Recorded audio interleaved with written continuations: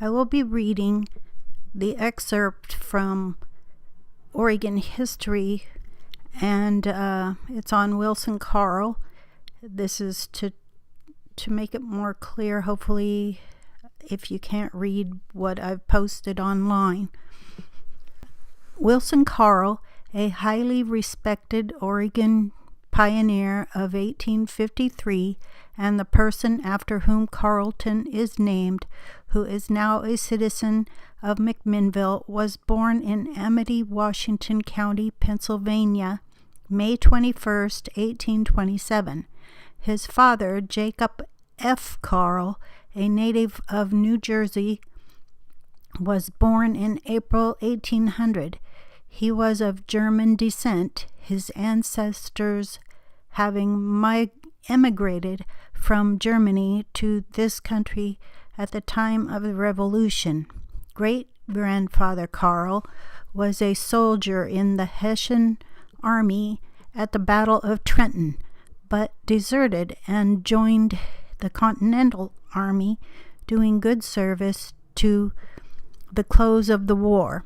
He then settled in New Jersey, where his grandfather and father Carl were both born. The latter moved to Pennsylvania in an early day, where he married Miss Elizabeth Wilson, a native of Greene County, Pennsylvania, and a daughter of John and Ruth Wilson. They moved to Ohio when the subject of our sketch was but 7 years of age, where they resided until the death of the father in 1836, and of the mother a year later.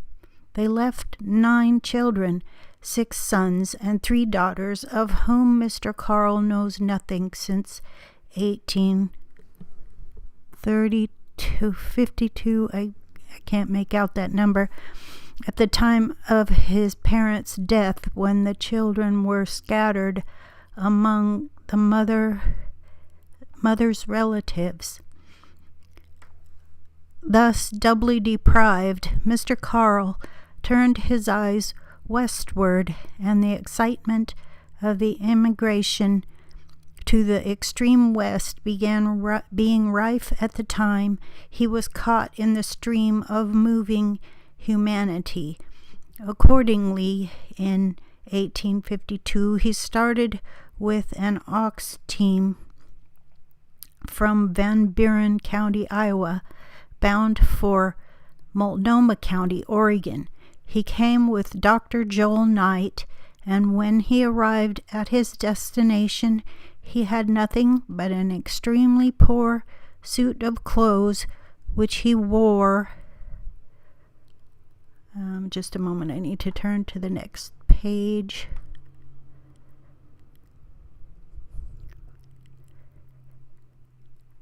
And his willing hands.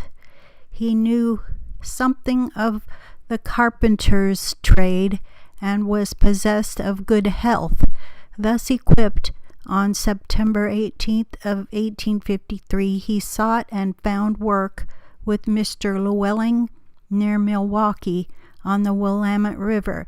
From there he went to Clark County, Washington, where he continued to work at his trade until 1855, spending most of his time in Vancouver. In 1855, he came to Yamhill County, working first at Amity, where he built a house for Solomon Allen. After this, he came to McMinnville, where he erected 2 wings of the old Baptist College, which were each 72 feet in length. In May of 1856, he married Miss Mary Jane Stout, a native of Noble County, Ohio, an estimable lady and a daughter of a venerable pioneer, Jonathan Stout.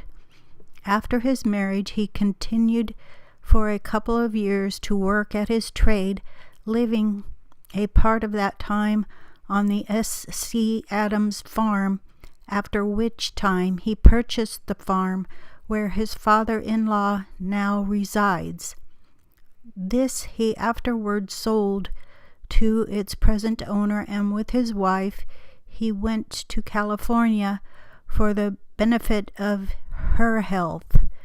He worked for a year and a half in Tuolumne County, California, when he went to Mono, remaining there 3 years, when in 1862 he returned to Yamhill County, where he purchased the 256 acres of land on which he has since resided. Obviously, this is when he was still living that this was written up, which is located 7 miles northwest of McMinnville. He has resided on this property for 30 years and has been greatly prospered and has made many improvements on the place, which has added much to its value.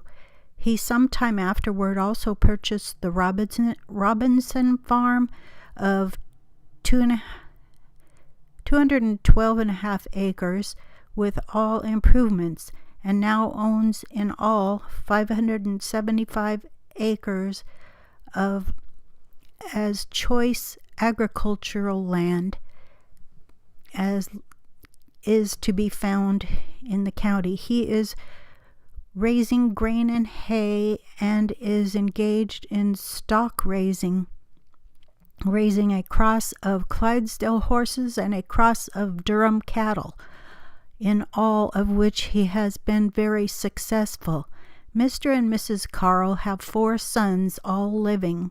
A.W., which is Alan Willis, in Washington, where he owns a garden farm and is farming.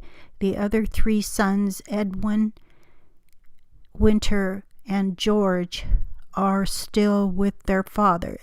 Mr. Carl is a Republican in politics and was one of the early organizers of the party. He was a strong Union man at the time of the war.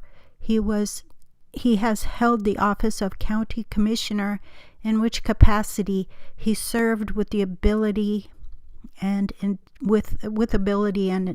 integrity. He has always been public-spirited and progressive, and was the means of establishing the railroad station at Carlton, which the company named in memory of his services in its establishment.